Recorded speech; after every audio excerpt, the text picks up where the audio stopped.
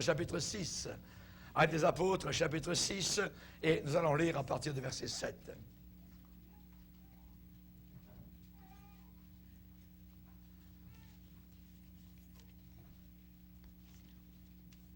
Actes des Apôtres, chapitre 6, verset 7.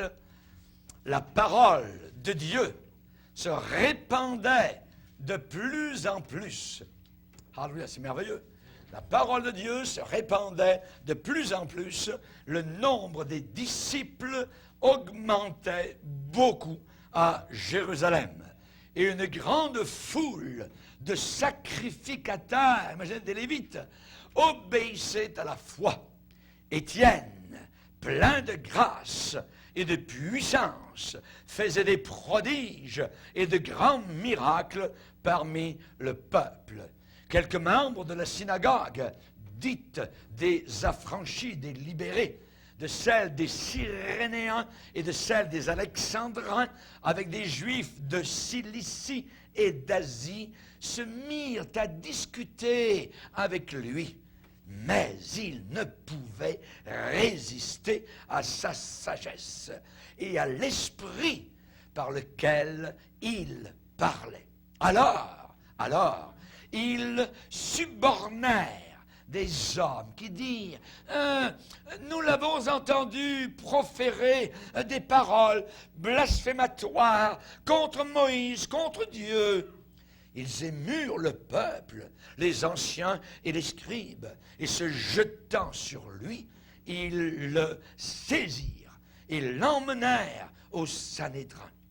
Ils produisirent de faux témoins qui dirent « Cet homme ne cesse de proférer des paroles contre le lieu saint, le temple, et contre la loi. Car nous l'avons entendu dire que Jésus, ce Nazaréen, détruira ce lieu et changera les coutumes que Moïse nous a données. » Tous ceux qui siégeaient au Sanhédrin, ayant fixé les regards sur Étienne, son visage leur parut comme celui d'un ange. Amen. Père, nous te bénissons.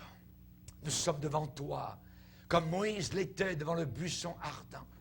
Nous reconnaissons ta présence et nous voulons ôter nos souliers tachés par parfois notre marche journalière dans un monde boueux, un monde de péché, un monde incrédule, un monde moqueur, un monde rempli de convoitises. Seigneur, nous voulons nous tenir à tes pieds, nous voulons entendre ta voix, nous voulons imiter ceux qui par la foi et par la persévérance ont hérité tes promesses.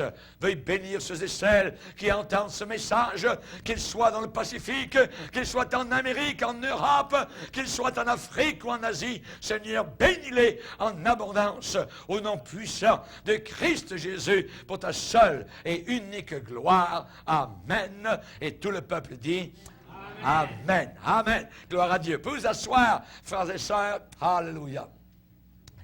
Il ne pouvait résister à sa sagesse. J'aime ça. Amen. Alléluia.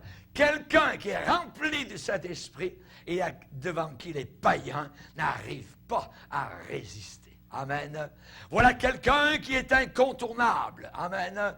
On est obligé, amen, de le buter. Alors, on est obligé de foncer sur lui parce qu'on n'arrive pas à le prendre, à le saisir. Voyez, il ne pouvait pas résister à sa sagesse et à l'esprit par lequel il parlait. Amen. Nous pourrions dire ce matin à Étienne, tu sais Étienne, on ne t'a jamais vraiment connu. On te connaît si peu, Étienne. La Bible nous parle un peu de toi, mais ce matin, nous allons nous pencher sur la vie d'Étienne. Je pense qu'une des plus grandes tragédies de la vie, c'est la mort prématurée d'une personne qui portait en elle les marques de la grandeur. Il est mort. Elle est morte. Voyez, quel dommage. Et parfois, on se demande, par rapport à une telle personne, et on se dit, il aurait pu accomplir beaucoup plus si la vie ne l'avait pas quitté aussi vite, aussi rapidement. Qui sait vraiment? Qui peut savoir? Quelle semence de potentiel était là, cachée, dormante, dans le sein du jeune Étienne. Étienne. Il aurait pu. Oui, c'est vrai. C'est vrai. Pour des yeux, je dirais, pour des regards qui n'ont aucun discernement, Étienne est mort avant d'avoir accompli les grands buts auxquels il était destiné. Ça, c'est aux yeux de quelqu'un qui n'a pas beaucoup de discernement. Mais aux yeux de celui qui voit au-delà de la fragilité humaine, aux yeux de celui qui voit au-delà et derrière le rideau fragile de l'humanité, la vie d'Étienne n'a pas été perdue. La vie d'Étienne n'a pas été perdue. Il a véritablement accompli, réalisé le plan de Dieu pour sa vie, le but de Dieu pour sa vie. Peut-être que Étienne n'aurait jamais pu toucher, influencer le monde comme il l'a fait s'il n'était pas mort comme cela. Celui qui a dit la phrase suivante avait raison. La prière d'Étienne en mourant, vous vous rappelez? Père, ne leur impute pas ce péché. Il a prié comme son sauveur en train de mourir sur la croix, alors que les pierres étaient jetées sur lui. Eh bien, quelqu'un a dit, la prière d'Étienne a donné et a apporté un Paul à l'intérieur de l'Église. Nous pensons que Paul a été bouleversé par le martyre d'Étienne. C'est lui qui était là et qui a donné l'ordre de tuer Étienne. Il faisait partie du Sanhédrin. Peut-être Paul, Saul de Tarse, avait écouté le plaidoyer d'Étienne et il a été bouleversé. Étienne, nous ne t'avons jamais vraiment connu, ou si peu. Suivons ce matin et ce soir le cours de la vie de cet homme. Peut-être était-il jeune homme. Une chose est certaine, il était rempli du Saint-Esprit. Rempli à déborder de l'Esprit de gloire. Et que son exemple nous conduise sur des sommets de caractère spirituel. La Bible dit d'imiter ceux qui par la foi et la persévérance ont hérité des promesses. Et encore dans Hébreux, il nous est dit, souvenez-vous de vos conducteurs, ceux qui vous ont conduit dans le Seigneur, qui vous ont annoncé, prêché, enseigné la parole de Dieu, et considérez, remarquez quelle a été la fin de leur vie. Et imitez leur foi. Imitez leur foi. Et le Dieu de paix sera avec vous. Et le Saint-Esprit vous remplira. Tout d'abord, premièrement, Étienne, au départ, avait été sélectionné pour le service. Sélectionné pour le service. Pourquoi? Eh bien, parce que l'Église avait un besoin. L'Église avait un besoin. Et un signe certain, je dirais, de l'appel de Dieu au service chrétien, que l'on soit à plein temps dans le ministère, ou que l'on soit laïque, mais un laïque consacré, eh bien, c'est de reconnaître un besoin. Reconnaître lorsqu'il y a un besoin. À Laodicée, l'Église qui allait être vomie de la bouche de Jésus n'avait besoin de rien. Ils disaient eux-mêmes, n'avons besoin de rien. Ils n'avaient même pas besoin de Jésus. Ils pouvaient fonctionner avec la Bible, avec les cantiques, avec le rituel religieux de l'Église, sans avoir même besoin de Jésus. Plus que cela, il l'avait mis dehors, à la porte. Et à cette église, Jésus dit, je frappe à la porte. Je me tiens à la porte. Il ne devrait pas se tenir à la porte. Il devrait se tenir en plein milieu de son église. Mais à Laodicée, il l'avait mis dehors. Tu nous déranges. Tu nous demandes la sainteté. Tu nous demandes de ne pas aller dans le monde. Tu nous demandes de ne pas imiter les païens. Nous n'aimons pas ça. Nous voulons essayer de gagner les païens en faisant comme les païens. Je te vomirai de ma bouche, a dit le Seigneur. Je n'ai besoin de rien. Mais là, dans le cas de l'Église, eh bien, il y avait un besoin. Étienne a vu ce besoin-là. L'Église, à ce moment-là, avait énormément grossi, développé, augmenté en membership. Vous voyez, il y avait beaucoup de disciples et les problèmes accompagnent la croissance. Lorsqu'il y a croissance, vous voyez, il y a aussi problème, vous voyez. Tout d'abord, problème de place, problème de chaise, problème de locaux, problème parfois d'enfants, de code du dimanche, de bébés, de garderie. C'est normal, c'est dans le normal. Vous voyez. Ce sont des bons problèmes. Amen. Est-ce que vous en voulez des problèmes comme ça? Amen. Gloire au Seigneur. Amen. Et il y avait croissance d'église. La Bible dit en ce temps-là, le nombre des disciples augmentait. Augmentait. Alors, il y a dans certaines églises, le nombre de disciples diminue. Voyez, normalement, il doit augmenter des disciples, voyez, pas des gens religieux, pas des gens qui s'ajoutent, voyez, mais des disciples qui se placent sous la discipline et le joug doux et léger du Seigneur Jésus. Évidemment, le problème est arrivé, il y avait des chrétiens qui parlaient grec et qui avaient un arrière-plan grec et qui ont commencé à se plaindre. Ils ont commencé à se plaindre, ils sont allés voir le comité des plaintes, voyez, de l'Église. Voyez. Et ils ont dit que c'était pas bien. Il y avait un problème avec leur veuve, voyez. Parce qu'il semblait que leur veuve, qui parlait grec, était négligée par rapport aux autres dans l'Église qui parlaient araméen. C'est comme si vous aviez, je dirais, des Noirs qui viennent se joindre dans l'Église, puis vous avez une partie de Blancs. Voyez? Tout d'un coup, les Blancs se plaignent parce que les Noirs ceci, cela. Voyez? Non. Voyez? Mais là, ils ont réglé le problème. Voyez? Là-bas, c'était les Grecs, d'arrière-plan grec, et ceux qui venaient d'arrière-plan araméen, qui parlaient l'araméen, c'est-à-dire le juif, voyez, hébreu. Et il y avait une distribution à cette époque-là, il n'y avait pas le bien-être social, donc c'était l'Église qui s'occupait de ses pauvres, ainsi de suite. Il y avait une distribution de nourriture journalière. Et la Bible dit, les hellénistes, les Grecs, arrière-plan grec, murmurèrent contre les Hébreux, contre les chrétiens qui venaient d'un milieu hébreu. Ils ont ressenti, je répète, que leur veuve était négligée. Problème? Pas de problème. On va rassembler les apôtres. Les apôtres sont rassemblés, voyez, et les apôtres ont parlé entre eux, et ensuite ils ont dit rassemblement de l'Église entière. On va discuter.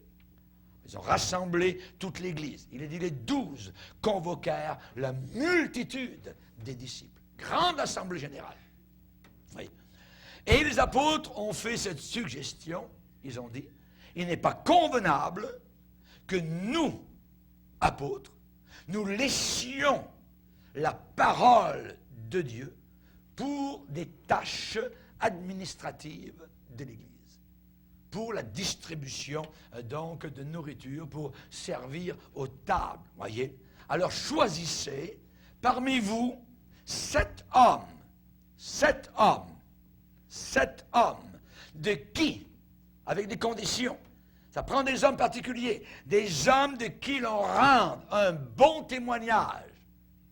Ce qui veut dire que parmi la multitude, et peut-être certains n'avaient pas un bon témoignage. Et on ne peut pas prendre des gens qui n'ont pas un bon témoignage pour ensuite être en avant et avoir un rôle. C'est impossible. C'est impossible. Voyez. Donc, ils ont convoqué la multitude. Ils ont dit, c'est pas convenable que nous laissions la parole de Dieu pour servir aux tables. Alors, choisissez 7 hommes de qui l'on rende un bon témoignage. Et, deuxièmement, on va ficeler le tout, qu'ils soient remplis du Saint-Esprit et de sagesse.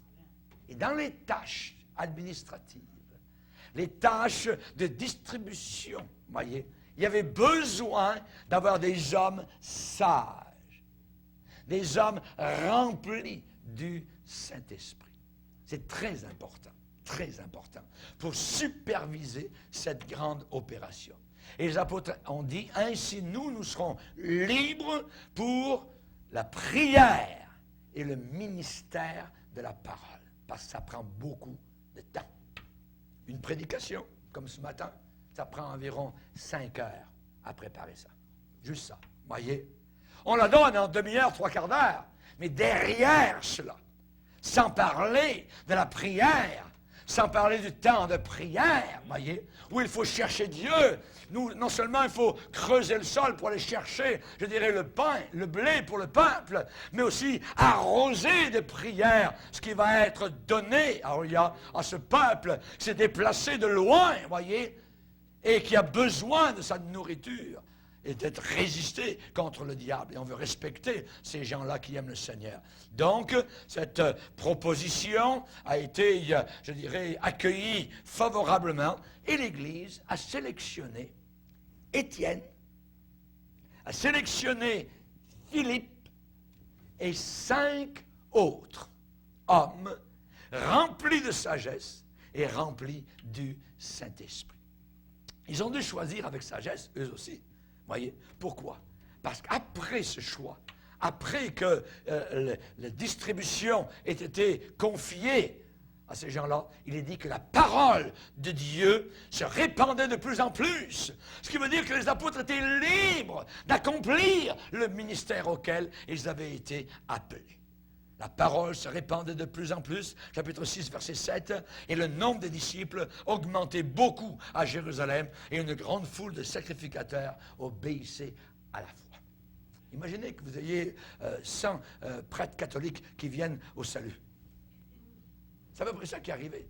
Je dis 100, mais peut-être que là, ça dit une grande multitude. Ça veut dire peut-être qu'il y en avait 1000, peut-être qu'il y en avait 2000 sacrificateurs à Jérusalem, qui venaient à la foi, qui quittaient la religion, qui comprenaient que maintenant, ils n'avaient plus besoin des sacrifices, plus besoin de continuer à tuer et avoir du sang sur leurs mains, et ainsi de suite. Voyez, des agneaux, des boucs, des veaux, ainsi de suite. C'est terminé. L'agneau sur la croix avait tout accompli une fois pour toutes, et c'était terminé.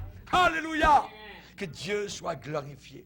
Donc, ces sacrificateurs, malgré l'opposition, eh bien, se sont joints aux disciples et aux chrétiens. Savez-vous que pour être diacre, diakonos en grec, ça veut dire serviteur. Serviteur. Ça veut dire aider, servir, voyez, et ne pas être tanné de servir, voyez.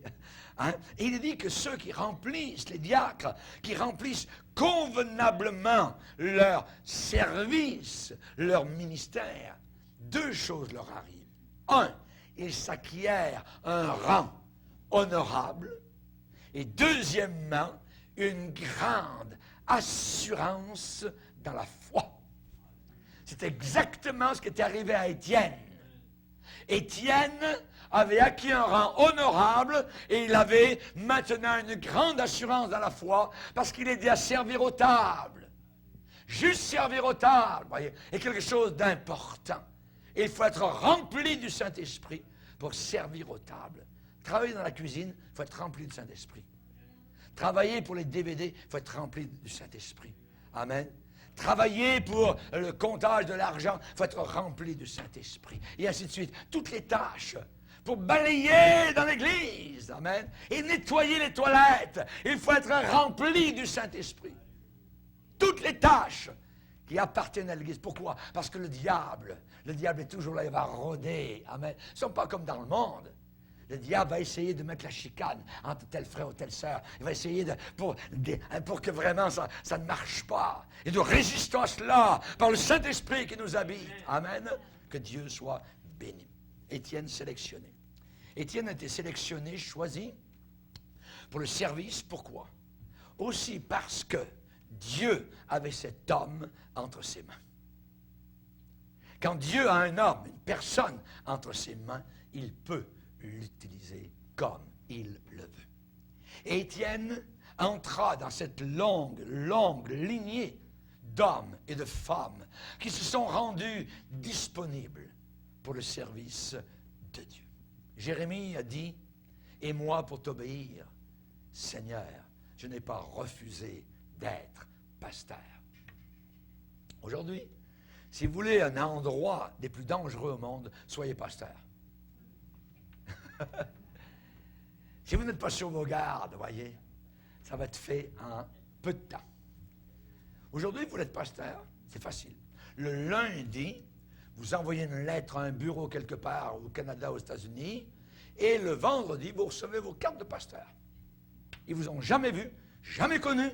Vous avez dit, je veux être pasteur, tout ça, tel bureau là-bas, et vous pouvez. N'importe qui, aujourd'hui, peut sortir de son portefeuille une carte pastorale. Mais ce n'est pas cela dont nous parlons, nous. Nous parlons des véritables hommes de Dieu. Comme Jérémie qui a dit, moi Seigneur, pour t'obéir. Ce qui veut dire que tu m'as commandé, tu m'as appelé, tu m'as proposé d'être pasteur. Et je n'ai pas refusé. Je n'ai pas refusé. Ça lui a valu la prison. Ça lui a valu la guerre des langues, voyez, ainsi de suite. Il a subi les pleurs. Il a dit, oh, si j'avais une cabane pour habiter au désert, c'est là-bas que j'irais, voyez. Il a dit, si j'étais une outre, Seigneur, je pleurerais jour et nuit, voyez. Et vous avez un livre dans la Bible qui s'appelle Les Lamentations de Jérémie. Mais un jour, il a dit, pour t'obéir, pour t'obéir.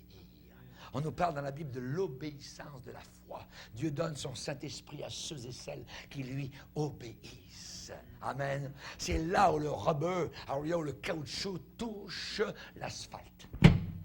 Touc. L'obéissance. Amen. C'est pas, oh, je ressens, je file, tout ça, puis là, Dieu m'a dit, non, voyez, c'est l'obéissance à la parole de Dieu. Alors, c'est cela qui est le plus important. Qu'est-ce qui qualifia Étienne pour le service de Dieu? Il possédait 5 choses. Il possédait la sagesse. Il était plein de sagesse, nous dit la Bible. 2, il était plein de foi. D'où vient la foi? La foi vient de ce qu'on entend vient de la parole de Christ. Un homme qui connaissait la parole de Dieu, un homme qui connaissait les Écritures, lisait son réquisitoire devant le Sanhédrin, il connaissait toute l'histoire d'Israël. Il a pu le déclarer dans un chapitre entier, depuis Abraham jusqu'à la fin. Et le Sanhédrin savait que cet homme, ce qu'il disait était véritable et vrai. Il connaissait les Écritures. Quand vous connaissez la parole de Dieu, la foi vient dans votre cœur. La foi vient de la parole. Un homme rempli de foi. Troisièmement, était rempli de grâce. Gracieux. Amen. Dans l'Église de Dieu, nous avons des gens gracieux. Amen. Amen. On a des gens qui sont remplis de grâce. On a tous été graciés. Amen. On était tous en prison. Puis un jour, tiens, la porte s'est ouverte, on nous a dit sortez. Voyez? Gloire à Dieu! Les prisonniers sont sortis. On est tous graciés par le même Sauveur, par le même Dieu qui nous a sauvés. Alléluia! Gloire à Dieu. Que Dieu soit béni. Amen. Il possédait la grâce. Ça veut dire qu'il était plein. Il n'était pas à moitié, il était plein de grâce et de puissance. Alléluia. Quatrièmement, il avait la puissance. Il avait la puissance. Quand vous avez le Saint-Esprit, Jésus dit, vous recevrez de la puissance. Quand le Saint-Esprit viendra sur vous, et vous serez mes témoins. Vous serez mes martyrs. S'il le faut, vous irez jusqu'à la mort. Alléluia. Vous ne me renierez jamais. Alléluia. Que Dieu soit glorifié. Et la puissance de Dieu, eh bien, œuvrait, agissait par lui, au travers de lui. Il est dit, chapitre 6, verset 8, qu'il faisait des prodiges et de grands miracles parmi le peuple. Déjà, des miracles, c'est merveilleux, mais des grands. On ne sait pas ce que c'est, mais c'était miraculeux, merveilleusement. Dieu se glorifiait au travers de cet homme-là. Et il rendait évidemment toute la gloire au Seigneur. Et cinquièmement, il avait le Saint-Esprit. Que dis-je? Il était possédé par le Saint-Esprit. J'ai dit tout à l'heure que Dieu avait sa main sur lui. Dieu avait sa main, il faisait ce qu'il voulait avec lui. Amen. Un esclave, c'est ça. Un esclave, quand Paul dit, Paul, esclave de Jésus-Christ. Nous avons apôtre, nous avons, je dirais, serviteur. Le mot serviteur est inadéquat. Le mot véritable, c'est esclave. Un esclave n'a aucune autorité. L'esclave a été acheté sur le marché. Son patron le possède. Il en fait ce qu'il veut. Il lui dit, va là-bas, viens ici, fais ceci, fais cela. Il obéit, c'est un esclave. Et nous sommes esclaves de Jésus-Christ. Le Seigneur ne nous dira pas, c'est bon, bien fidèle serviteur. Il va nous dire, c'est bien, bonne et fidèle esclave. C'est bien, bon et fidèle esclave. Entre dans la joie de ton maître. Aujourd'hui, les gens, esclaves, oh non, mes droits, tout ça, mes droits, c'est... vous voyez, les droits d'un esclave, c'est 0. Les droits d'un esclave, c'est 0. Amen. Nous n'avons aucun droit. Tout ce que nous avons, c'est la grâce. Amen. Ah, que Dieu soit glorifié. Merci Seigneur. Et Jésus avait promis, vous recevrez de la puissance quand le Saint-Esprit viendra sur vous.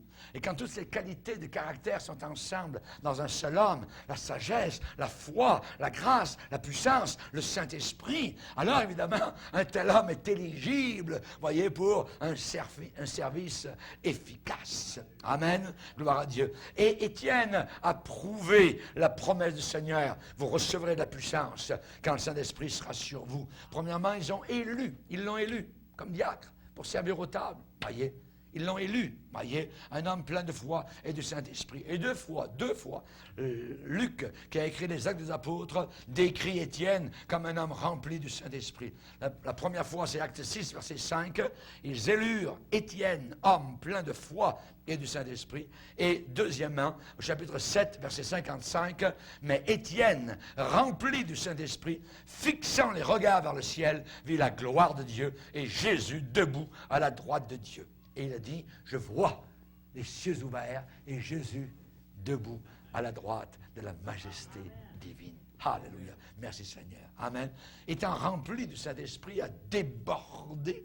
Évidemment, il était capable de parler aux multitudes. Il était capable de faire face à l'opposition, à la musique, amen, diabolique, capable de résister aux persécuteurs et capable de triompher, étant plus que vainqueur sur ses opposants et ses ennemis. Et vaincre leur colère, vaincre leur haine, vaincre leur hostilité. Il s'est rappelé la parole de Jésus. Heureux serez-vous lorsqu'on dira du mal de vous à cause de moi. Heureux serez-vous lorsqu'on vous outragera. Heureux serez-vous lorsqu'on vous persécutera. Heureux serez-vous quand on dira avec mensonge de vous toutes sortes de mal à cause de moi. Réjouissez-vous, soyez dans l'allégresse, sautez de joie. Pourquoi? Pourquoi? Alors qu'on aurait envie de pleurer. Hein? Eh bien non, parce que votre récompense, il y a une récompense au bout du rouleau. Amen. Votre récompense sera grande dans les cieux. C'est comme cela. C'est ainsi qu'on a persécuté les prophètes qui ont été avant vous. Avant vous. Il n'y a rien d'anormal. Voyez, tous ceux qui veulent vivre pieusement en Jésus-Christ seront persécutés. Haïs, vous le serez, a dit Jésus. Si vous apparteniez au monde, le monde aimerait ce qui est à lui. Mais parce que vous n'appartenez plus au monde, le monde vous hait. Vous avez déjà ressenti dernièrement la haine du monde sur vous. Amen. Gloire à Dieu. Quelques-uns. Voyez. Ça veut dire que vous êtes dans le bon sentier. Amen. Gloire au Seigneur. C'est normal, c'est normal. Vous vous rappelez le roi Akab dans l'Ancien Testament, alors que le roi Ézéchias lui a demandé, est-ce qu'il n'y a pas encore un homme de Dieu ici qu'on pourrait consulter pour savoir? Voyez. Et Akab a dit, ouais, il y en a bien encore un, mais je le hais. Je le hais. Quand il prophétise toujours du mal sur moi, prophétise toujours des mauvaises choses. Vous savez, les faux prophètes prophétisent toujours du miel. Du miel. Mais les vrais prophètes vous disent la vérité. Amen. Et si ça ne va pas, ça ne va pas. Et si le chapeau vous fait, mettez-le. Amen. Et là, vis-à-vis de Michée, Akab a dit, je le hais. Je le hais, voyez. Il ne me dit que du mal, voyez. Moi, j'ai des centaines de prophètes à moi, ils me disent toujours du bien. Comment ça se fait qu'il y en a un, voyez, qui... Ah, c'est normal, c'est normal.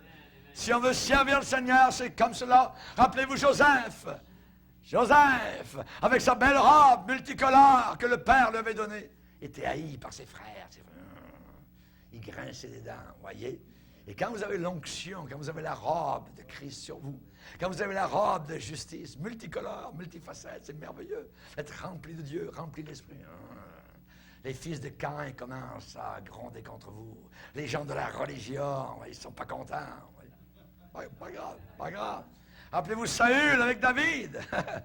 Il les jalousait. L'onction de Dieu était sur David. Et l'Esprit de Dieu s'était retiré du roi Saül. C'est normal, c'est normal. Et je dirais le même Saint-Esprit qui remplissait la vie d'Étienne, eh bien, veut couler dans chaque vie aujourd'hui, dans chacune de nos vies, dans chaque disciple. Pourquoi? Pour le purifier.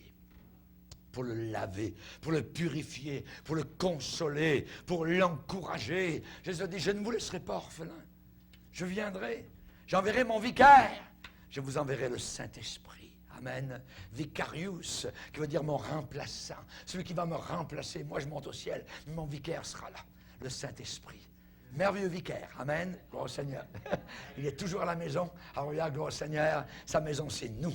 Alléluia. Il est présent pour l'éternité. Que Dieu soit glorifié. On a besoin de ce Saint-Esprit pour nous fortifier. L'apôtre Paul a parlé aux Éphésiens en disant d'être puissamment fortifié par le Saint-Esprit dans l'homme intérieur. Dans l'homme intérieur. Et je dirais aussi, on a besoin du même Saint-Esprit qui remplissait la vie d'Étienne pour nous rendre adéquats à la hauteur des problèmes de la vie.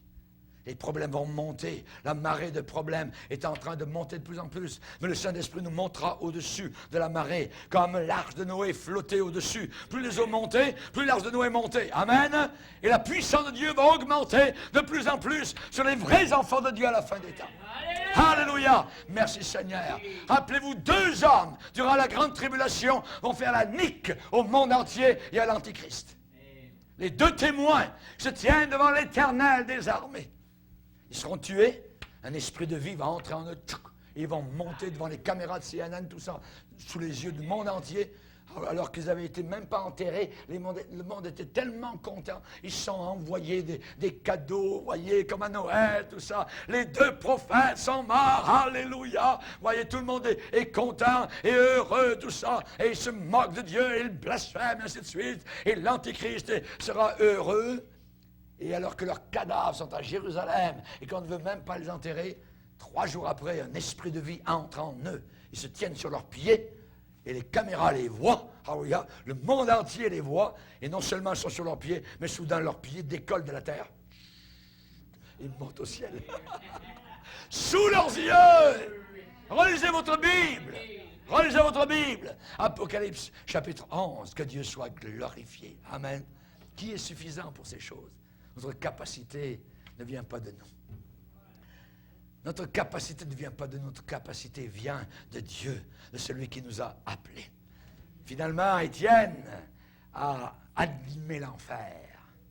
Quand vous êtes rempli de Saint-Esprit, l'enfer est malheureux. L'enfer enrage. Alors la tête du serpent se montre.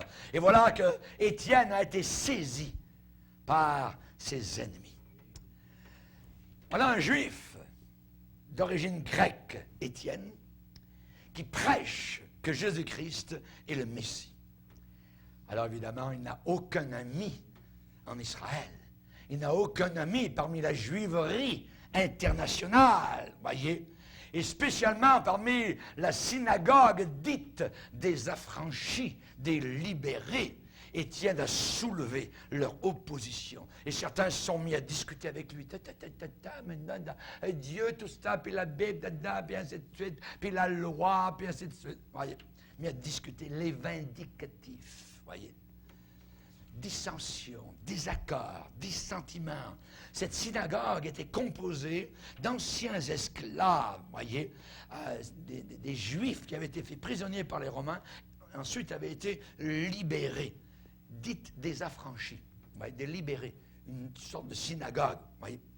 Et ça dit qu'avec les Juifs de Cilicie, ce qui veut dire que les Ciliciens étaient représentés, et vous savez que l'apôtre Paul était juif de Tarse en Cilicie, qui veut dire que probablement il était là, le Saul de Tarse, pour s'opposer à Étienne, voyez. Et ça se peut, donc, qu'il s'est joint à la dispute, au conflit, à la contestation, à la querelle et au désaccord. N'oubliez pas la promesse du Seigneur, toute arme forgée contre toi sera sans effet. Sera sans effet. Et soyez toujours prêts à vous défendre devant quiconque vous demande de la raison de l'espérance qui est en vous. Voyez, on appelle ça l'apologie. Voyez, faire l'apologétique. Essayer de faire comprendre, voyez, la parole de Dieu et la raison de notre foi. Et voilà que ces Juifs n'ont pas réussi. Échec total, défaite, voyez, même après la dissension. Et je dirais qu'ils ont sorti leurs meilleurs arguments, les meilleurs théologiens étaient là, voyez, ils ont rassemblé leur raisonnement, leur matière grise, mais la Bible dit que nous renversons les raisonnements. Nous renversons toute pensée et hauteur qui s'élève contre la connaissance de Jésus-Christ. Alléluia. Et ça dit, verset 10, il ne pouvait résister à sa sagesse et à l'esprit par lequel il parlait. Il n'arrivait pas à la voir. Il n'arrivait pas à résister, voyez. Étienne a été pris dans cette discussion. Et je dirais que Étienne peut-être s'est souvenu d'une parole de Jésus. Jésus a dit, je vous donnerai une bouche et une sagesse à laquelle tous vos adversaires ne pourront résister ou contredire. Comme on a besoin de cela aujourd'hui. Comme on a besoin de cela, quand on témoigne autour de nous de la foi qui est dans chacun de nos cœurs. En réfléchissant peut-être à cette promesse merveilleuse de Jésus, eh bien que Étienne a reçu une nouvelle force, une nouvelle onction, une nouvelle puissance, voyez. Et tout cela a dû déferler dans la vie d'Étienne, qui continuait à parler, à annoncer, à proclamer, à clamer, à claironner la parole de Dieu. Jésus est le Messie. Alléluia. C'est lui le Sauveur. Il est Dieu en chair qui est venu sur la terre. Alléluia. Merci Seigneur. Que Dieu soit glorifié.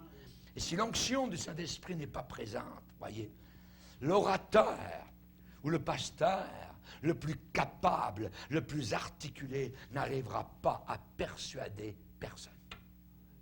Même au travers de ces belles paroles, tout ça, ça n'arrivera pas. Voyez. Il n'arrivera pas à leur faire abandonner leur vie à la seigneurie de Jésus-Christ. Comme nous avons besoin aujourd'hui de l'onction, comme nous avons besoin aujourd'hui du Saint-Esprit, la puissance de Dieu pour témoigner avec efficacité. L'apôtre Paul l'avait, cette onction. Et Agrippa, le roi, dit, « Tu vas bientôt me convaincre, me persuader de devenir chrétien. » L'onction était là, Saint-Esprit travaillait, comme avec une mèche, voyez. La parole de Dieu pénétrait dans le cœur de ce roi païen. Ce n'est ni par la force, ni par la puissance humaine, mais c'est par le Saint-Esprit. Surtout pas par la psychologie, ou quoi que ce soit, voyez, ou par la théologie, c'est par le Saint-Esprit. C'est par le Saint-Esprit. Alors, comme il n'arrivait pas à avoir le bout du bâton avec Étienne, alors ces gens religieux ont usé de tromperie, de duperie. Quand on n'arrive pas à vous avoir, alors il faut aller dans le camp du diable pour aller demander son aide. Quelques petites balles, des bons petits obus, voyez, et comme il est le père du mensonge, alors on amène du mensonge, hein, des insinuations, on amène des suggestions, on amène de la calomnie, et ainsi de suite, pour faire tomber cet homme qui s'oppose à leur religion. Ces opposants n'arrivaient pas à la voir de façon honnête. Voyez. Alors ils ont recouru à la tricherie. Ils ont eu recours à la traîtrise. N'est-ce pas comme cela que Jésus aussi a été trahi par Judas? Et ensuite, devant le souverain sacrificateur, il y a eu des faux témoins qui sont venus. Voyez, la nuit où il a été livré. Ça a été la même chose pour Jésus. Rappelez-vous Jézabel, la fille du diable, voyez, qui avait marié Akab. Akab voulait le petit jardin qui est à côté de son palais. Mais voilà, c'est que le jardin appartenait à Naboth. Naboth, un homme de Dieu. Et Naboth a dit, je ne donnerai jamais l'héritage de mes pères. Et c'est comme cela que nous devons agir aujourd'hui. Aucun compromis. Nous ne donnerons jamais l'héritage de nos pères aux Akab de ce monde, aux Jézabel qui peuvent se trouver aujourd'hui dans les écoles du dimanche, aux Akab qui peuvent se trouver derrière une chaire aujourd'hui. Les Akab prêchent aujourd'hui, voyez, ils sont partout. Mais le Naboth a dit, ma vigne, je ne la donnerai jamais.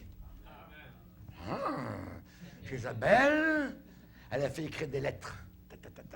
C'est une dame qui connaît bien l'ordinateur. Voyez. Elle tape en vitesse, voyez. Elle envoie les lettres. Et elle dit, on va proclamer un jeûne. Dieu m'a dit qu'il faudrait jeûner.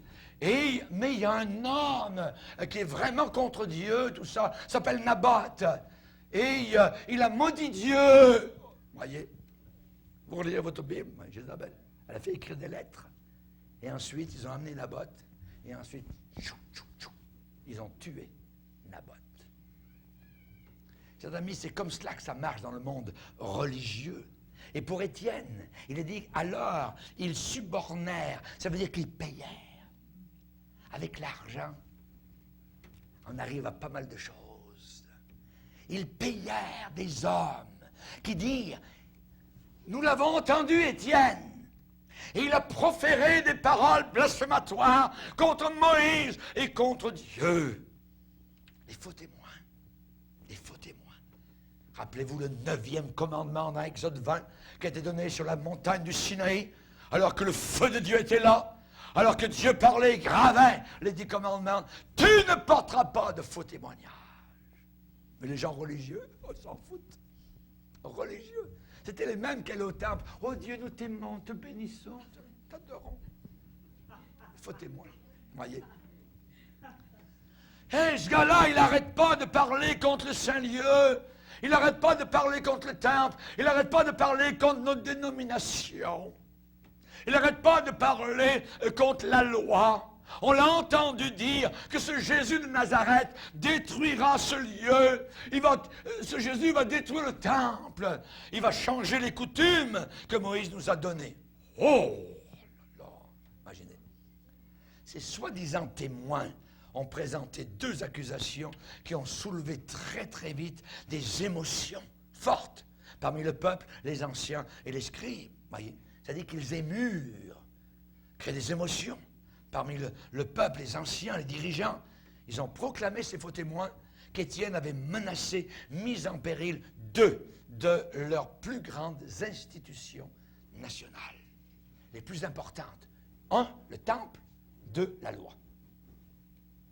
Touche pas à mon pote.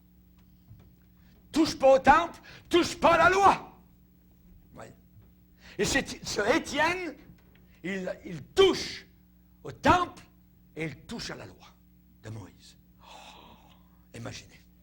Pareil pour Jésus avec Caïphe. Voyez, ils avaient amené 2 faux témoins, mêmes accusations contre Jésus. Savez-vous de quoi ils ont accusé Jésus? Ils ont accusé Jésus d'avoir dit, je suis capable de détruire le temple de Dieu et de le rebâtir en 3 jours. Voyez. En réalité, Jésus avait dit, détruisez ce temple. Détruisez ce temple. Il avait montré avec son doigt. Détruisez ce temple. Et en 3 jours, je le relèverai. Les gens ont dit, ils n'ont pas regardé l'index de Jésus. Hey, le temple. Eux, c'est le mot temple. Vous voyez. 46 ans pour le construire. 46 ans pour le bâtir. 46 ans, on a tiré les blocs de pierre. Et toi, en 3 jours, tu vas le rebâtir après l'avoir détruit. Voyons donc. Les 2, Jésus et Étienne, ont été accusés par des faux témoins, ont été condamnés par des faux témoins, ont été reconnus coupables par des faux témoins qui ont déclaré des demi-vérités. Des demi-vérités. Si vous ne savez pas la vérité entière, vous prenez le téléphone et vous téléphonez à la personne. Est-ce que c'est ça qui a été dit? Est-ce que c'est ça à ton sujet? Il faut faire ça pour être certain. Oui. Rappelez-vous que pour Jérémie, les ennemis de Jérémie ont dit, venez, tuons-le avec notre langue. La langue, ça tue. La langue, ça tue des familles, des foyers, des mariages, ça tue des églises, ça tue n'importe quoi. Venez, tuons-le avec notre langue. Oui. Étienne, c'est l'ancêtre de Jean Hus. Étienne, c'est l'ancêtre de Wycliffe, de Tyndale, de Jérôme de Prague. Lorsqu'ils ont mis Jérôme de Prague en 1416 sur un bûcher et qu'ils l'ont attaché, ils ont mis le feu derrière le bûcher. Et Jérôme a dit au bourreau, est-ce que, s'il vous plaît, est-ce que vous ne pourriez pas mettre le feu devant que je le vois? Pensez-vous que je suis venu jusqu'ici parce que j'ai peur du feu? Merci Seigneur. Merci Seigneur. Ils n'ont pas aimé leur vie jusqu'à craindre la mort. Ils n'ont pas aimé leur vie jusqu'à craindre la mort. Dignité d'Étienne. Alléluia. Étienne s'est tenu debout. Étienne accusé. Mais qui accusera les élus de Dieu? C'est Dieu qui justifie. Amen. Étienne n'a pas souillé ses vêtements. Étienne marchait avec Jésus-Christ en vêtements blancs parce qu'il en était digne. Satan était l'accusateur. Tous les yeux étaient tournés vers Étienne pour voir sa réaction, pour entendre sa réponse devant de telles accusations si sérieuses et tellement lourdes de conséquences. Tous les yeux étaient tournés vers Étienne, tout le Sanhédrin, pour voir sa réaction. Ce qu'ils ont vu les a étonnés, surpris, même intimidés. Tous ceux qui siégeaient au Sanhédrin, ayant fixé les regards sur Étienne, son visage leur parut comme celui d'un ange, rempli de la gloire de Dieu. Alléluia, merci Seigneur, amen. Il se tenait tout seul, mais il n'était pas vraiment seul. Jésus était présent avec lui. Alléluia. Le Saint-Esprit, au-dedans de son corps fragile, était en train de l'inonder. Celui qui était en lui s'appelait Emmanuel, Dieu avec nous. Alléluia. Le même Dieu qui a sauté dans la fournaise ardente pour rejoindre les 3 hébreux à Babylone. Le même Dieu qui est venu rencontrer Daniel dans la fosse aux lions à Babylone était là avec Étienne devant le Sanhédrin, devant ses accusateurs, et son visage rayonnait comme celui de Moïse après avoir parlé pendant 40 jours sur la montagne. Alléluia. Merci Seigneur.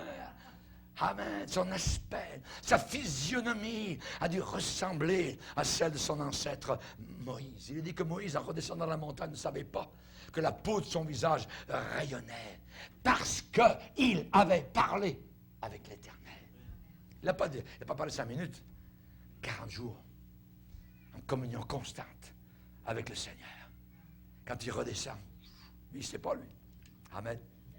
Et quand le païen vous regarde, vous témoignez, tu brilles, donc ben. Quelle sorte de visage tu as? Hein? T'as donc bien changé, vous voyez? T'es plus comme avant. Amen. Merci Seigneur. Vous savez, il y a le soleil et il y a la lune. Et la lune, qu'elle est belle la nuit. Amen. Quand elle brille. Mais la lune n'a aucune lumière d'elle-même. Mais la lune brille quand même la nuit sur la terre. Elle envoie de la lumière, mais elle ne fait que refléter la lumière du soleil. Soleil, lune, terre. Et nous, alors regarde, vous m'allez dire, hey, regardez comme je suis beau, regardez comme je suis rempli. Hey, t'avais mes rayons, ça savait jusque-là. Non, non, on n'est pas orgueilleux. Nous sommes comme la lune, nous ne faisons que refléter. Nous n'avons aucune lumière par nous-mêmes, aucune gloire par nous-mêmes. Nous n'avons rien par nous-mêmes. Amen. Que Dieu soit béni. S'il y a quelque chose que le Saint-Esprit fait pour le croyant, c'est qu'il va le fortifier pour passer au travers des pressions de la vie. Il va lui donner la sérénité dans l'épreuve. Amen. Je vous laisse ma paix. Je vous donne ma paix. Que Dieu soit béni. C'est dans le calme. Hey. Calme-toi. Amen. C'est dans le calme et la confiance que sera votre force. Merci Seigneur. Arrêtez. Hey. Stop.